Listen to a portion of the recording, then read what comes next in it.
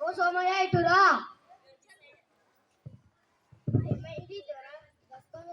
సంతకాలు పెట్టు. ఏమి కాగితాలయ్యా ఇవి? ఇవి నీ భూమి దస్తావేజులు. అప్పు కట్టడం నీ వల్ల అయితే లేదు కదా, అందుకే నేను ఈ భూమిని జప్తు చేస్తున్నా. సంతకాలు పెట్టు. అయ్యా ఇలా అనకండి అయ్యా, ఈసారి పంట మీద మీ బాకీ ఎలాగైనా తీర్చేస్తా.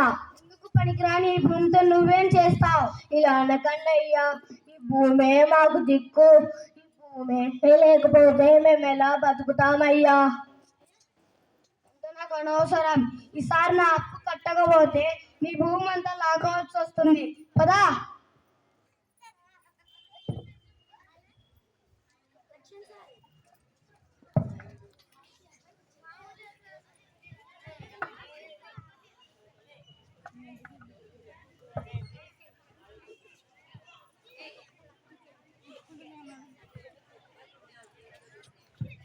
బాధపడకు సోమయ్య, నా దగ్గర ఒక మంచి ఆలోచన ఉంది. మనం పట్టణానికి వెళ్తే ఏదో ఒక కూలి దొరుకుతుంది. మనం ఇక్కడనే ఉంటే మన బతుకులు మారు. ఇలా అనుకోకు రాములు, మనమే ఇలా అనుకుంటే ఈ జనాలందరూ ఏమి తిని బతుకుతారు? ఒకరు తినాలంటే ఇంకొకరు పండించాలి కదా. మనం నమ్ముకున్న ఈ నేల మనల్ని వదలదు. ఈ పిచ్చి ఆలోచనలన్నీ వదిలి మనం వ్యవసాయం మొదలు పెడదాం రావయ్యా.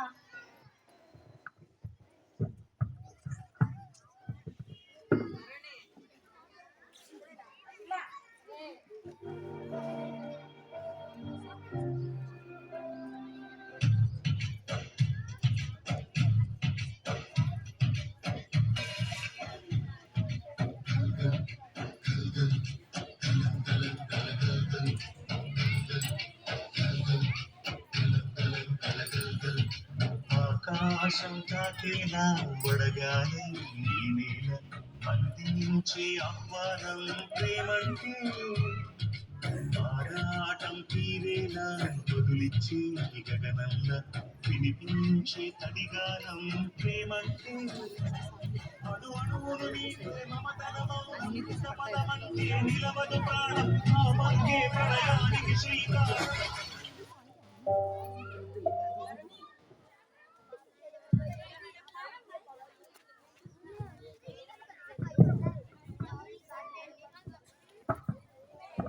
వర్షాలు పడలేదు సోమయ్య, ఈసారి నువ్వు వర్షాలు పడుకుంటే నీ అప్పు ఎలా తీర్చావు?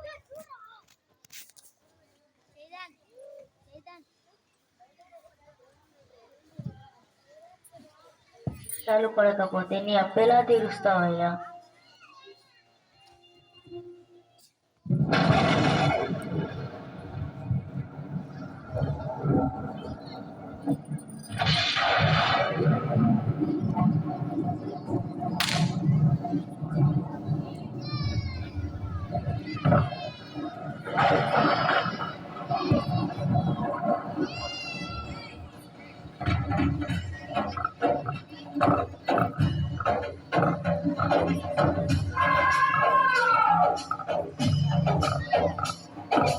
కల్లు కల్లు మనిసిది మూవల్లి చిలుకే చేరగా చల్లు చల్లు మని పులకింతల్లో పుడవే పాడగా కల్లు కల్లు మనిసిది మూవల్లి చిలుకే చేరగా జల్లు జల్లు మని పులకింతల్లో పుడమే పాడగా హరివీకెత్తి కరిమబ్బు వానవాడాలే వేయని నిలువెల్ల మనసు మడగళ్ళు నాటి కడగళ్ళే తీరని జడివాన చాలతో ఈ వేళ జన జీవితాలు తిగురించేలా రామసీమలో ఈ వేళ రతనాల ధారలే కురిసేలా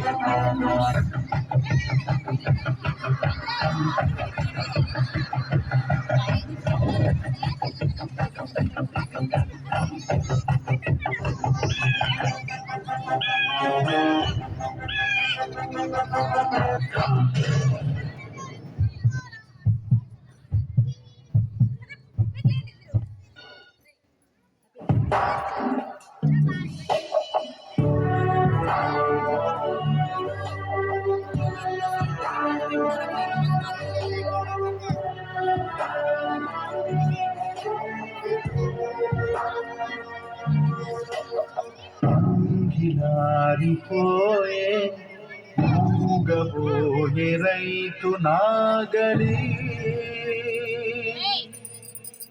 ఆయువంత చూడు ఆర్తనాదమాయే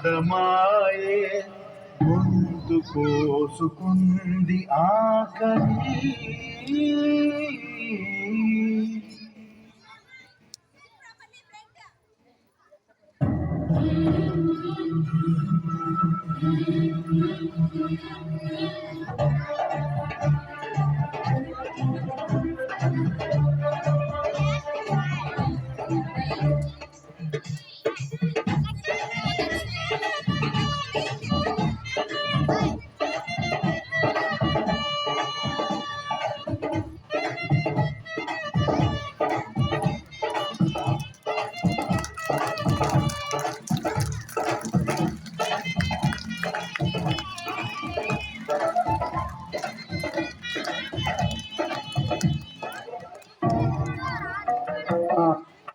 అమ్మా అమ్మా ఆకలి ఆకలి ఆకలిస్తుందయ్యా. అయ్యా అయ్యా అయ్యా, ఇదిగో అయ్యా నీ డబ్బులు. డబ్బొద్దయ్యా.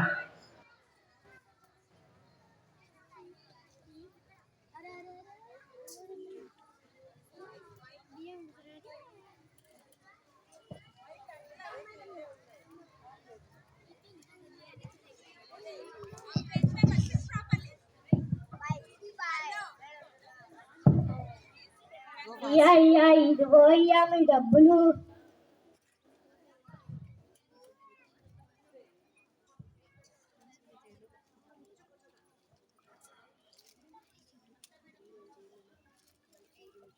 వద్దయ్యా, అన్నం కొంచెం అన్నం పెట్టండి.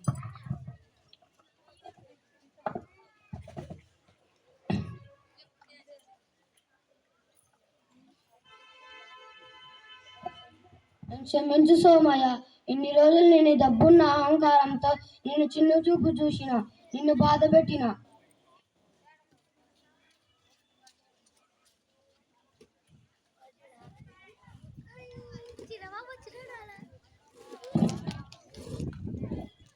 మన దగ్గర ఎన్ని డబ్బులు ఉన్నా డబ్బులను తినలేము.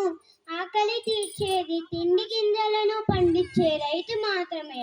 ఒక మెతుకును పండించడానికి పగలనక రేయనక చలికి ఎండకి వానకి తట్టుకొని సుమారు 180 రోజులు పశుపక్షాది బారి నుండి కీటకాల బారి నుండి కంటికి రెప్పలా కాపాడి ఇతరుల కోసం ఏ స్వార్థం లేకుండా ఈ పంటలను పండిస్తారు. పంట పొలాలు రియల్ భూములు కాకుండా ఆ రైతుకు ఆనగా నిలవాలని ఆశిస్తున్నాను.